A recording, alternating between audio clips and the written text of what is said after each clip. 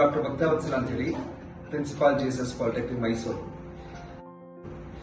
ನಮ್ಮಲ್ಲಿ 2026-27 ಅಡ್ಮಿಷನ್ಸ್ಗಳನ್ನು ನಾವು ಶುರು ಮಾಡಿದ್ದೀವಿ.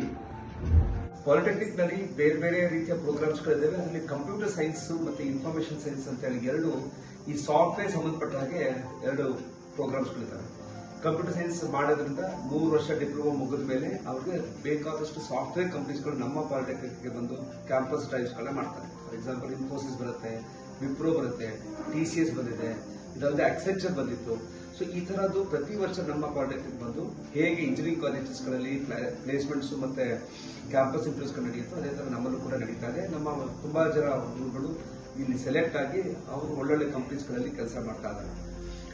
ಕಂಪ್ಯೂಟರ್ ಸೈನ್ಸ್ ಡಿಪಾರ್ಟ್ಮೆಂಟ್ ನಲ್ಲಿ ಈಗ ನಮ್ಮ ಹತ್ರ 120 ಇಂಟೇಕ್ ಇದೆ. ಅಂದ್ರೆ 2 ಸೆಕ್ಷನ್ಸ್ ನಾವು ಮಾಡ್ಕೊಂಡಿದ್ವಿ. ಇದು AICTE ಅಪ್ರೂವ್ ಆಗಿರುವಂತದ್ದು.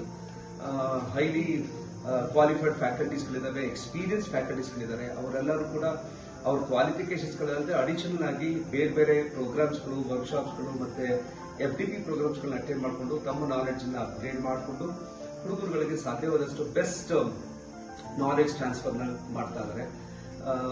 ಇದರಲ್ಲಿ ಕಂಪ್ಯೂಟರ್ ಸೈನ್ಸ್ ಮುಗಿದ ಮೇಲೆ ನಮ್ಮ ಸ್ಟೂಡೆಂಟ್ಸ್ಗಳು BE ಹೋಗ್ಬೇಕಾದ್ರೆ BE ಕಂಪ್ಯೂಟರ್ ಸೈನ್ಸ್ ಆದ್ರೂ ಮಾಡಬಹುದು, ಅಥವಾ BE ಆರ್ಟಿಫಿಷಿಯಲ್ ಇಂಟೆಲಿಜೆನ್ಸ್ ಹೋಗ್ಬೋದು, ML ಮಾಡಬಹುದು. ಅಂದ್ರೆ ಹೈಯರ್ ಸ್ಟಡೀಸ್ ಹೋಗ್ಲಿಕ್ಕೆ ಬಹಳ ಒಂದು ಉತ್ತಮವಾದಂತಹ ಕೋರ್ಸ್.